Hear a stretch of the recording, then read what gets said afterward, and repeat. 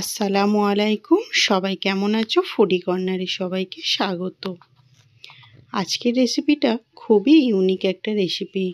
মাংসের স্বাদকে হার মানিয়ে দেবে আজকের এই রেসিপিটা। খুব কম সময় আর কম উপকরণে কিভাবে বানানো সম্ভব সেই রেসিপিটাই আজকে তোমাদের সঙ্গে শেয়ার করব। চলে যাব মূল ভিডিওতে।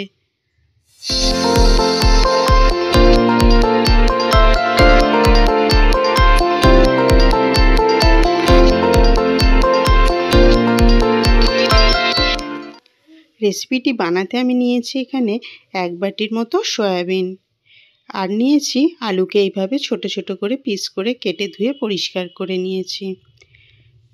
রেসিপিটা বানানোর জন্য লাগবে পেঁয়াজ, আদা, রসুন আর একটা বড় সাইজের টমেটো কুচি।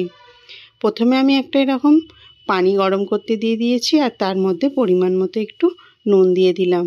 সঙ্গে দিয়ে দিলাম সয়াবিনগুলো ওখানে সিদ্ধ হতে থাকুক। এদিকে কড়াইতেও তেল গরম করতে দিয়ে দিয়েছি আলুটাকে ভাজার জন্য। আলুটা ভাজার জন্য আমি এতে কিছুটা পরিমাণে হলুদ গুঁড়ো আর সামান্য একটু নুন দিয়ে এটা খুব সুন্দরভাবে উল্টে পাল্টে লাল লাল করে ভেজে নিতে হবে। আলুটাও ভাজা হচ্ছে, ওদিকে কিন্তু সয়াবিনটাও ফুটতে শুরু করে দিয়েছে। দেখো সয়াবিনটা কিন্তু ফুটে গেছে, আর কিন্তু বেশি সিদ্ধ করতে লাগবে না। এবারে আমি এটা বন্ধ করে রেখে দেব 5 মিনিটের জন্য। পেঁয়াজ, আদা, রসুনটাকে মিক্সিতে একটা সুন্দরভাবে পেস্ট বানিয়ে নেব। যে কোনো তরকারি যদি পেস্ট বানিয়ে রান্না করা যায় তাহলে কিন্তু তার স্বাদ অনেক গুণে বেড়ে যায়। দেখো পেস্টটা ঠিক সুন্দরভাবে এরকম হয়েছে, আর আলুটাও কিন্তু লাল লাল করে অনেকটা ভাজা হয়ে গেছে। আর একটু ভাজা হয়ে গেলেই এটাকে আমি তেল থেকে উঠিয়ে নেব।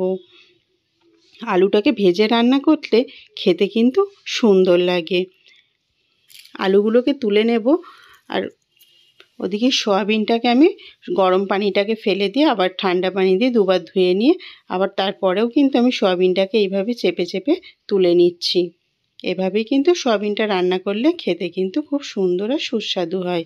তেলের মধ্যে সয়াবিনগুলোকে আমি ভাজতে দিয়ে দিলাম। 2-3 মিনিট অনবরত উল্টে পাল্টে সয়াবিনগুলোকে কিন্তু ভেজে নিতে হবে। এটা কিন্তু ভেজেই রান্না করতে হবে, এমনি রান্না করলে কিন্তু খেতে ভালো লাগবে না। দেখো লাল লাল করে সুন্দরভাবে ভেজে নিয়েছি। এবার কড়াই থেকে এগুলোকে আমি অন্য একটা পাত্রে তুলে নেব। রান্নার জন্য কড়াইতে পরিমাণ মতো দিয়ে দিলাম সর্ষের তেল, আর ফোড়নে দিয়ে দিলাম একটা তেজপাতা, 2টো শুকনো লঙ্কা, 2টো এলাচ, 2টো লং আর দারচিনি। 30 সেকেন্ডের মতো তেলের মধ্যে এগুলোকে একটু ভেজে নিতে হবে, এতে কিন্তু ফ্লেভারটা খুব সুন্দর আসে। ভাজা হয়ে যাওয়ার পর সেই পেঁয়াজ, আদা, রসুনের পেস্টটা তেলের মধ্যে দিয়ে দেবো, আর অনবরত নাড়তে থাকবো, না হলে কিন্তু তলায় ধরে যেতে পারে। খুব সুন্দরভাবে তেলের মধ্যে এটাকে মিনিটখানেক কষিয়ে নিতে হবে। দেখো চারি সাইড দিয়ে তেল ছেড়ে দিয়েছে। এই পর্যায়ে পরিমাণ মতো দিয়ে দেব সব রকম মশলা, নুন, হলুদ, লঙ্কা, ধনে, জিরে সব রকম মশলা দিয়ে দেব। মশলা দিয়েও কষাতে থাকবো কিছুক্ষণ। কোনো রকম জল ছাড়াই মশলা দিয়ে কিন্তু প্রথমে কষিয়ে নিতে হবে। যখন এটা কড়াইয়ের মধ্যে ধরে যাবে তখন একটু হালকা জল দিয়ে আবারও একটু কষিয়ে নিতে হবে।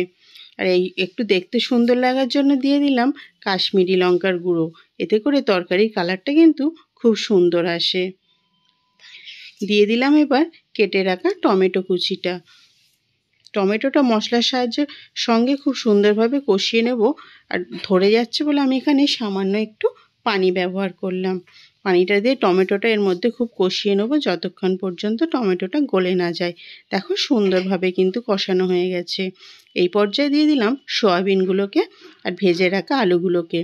আলু সয়াবিনটা মশলার সঙ্গে 3 থেকে 4 মিনিট অনবরত এইভাবে উল্টে পাল্টে কষিয়ে নেব যতক্ষণ না মশলাটা খুব সুন্দরভাবে মিশে যায় আর শুকনো হয়ে যায়।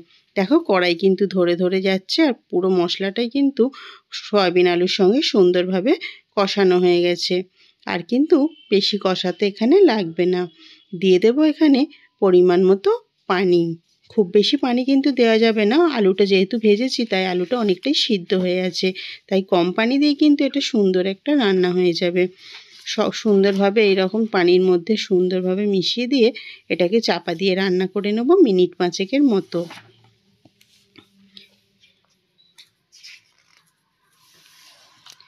5 মিনিট পর ঢাকনাটা খুলে দেখলাম, দেখো তরকারিটা কিন্তু খুব সুন্দরভাবে ফুটে গেছে আর কালারটাও কিন্তু অনেক চেঞ্জ হয়ে গেছে। আর আলুগুলোও কিন্তু হাতা দিয়ে আমি ভেঙে দেখলাম সুন্দর সিদ্ধ হয়ে গেছে।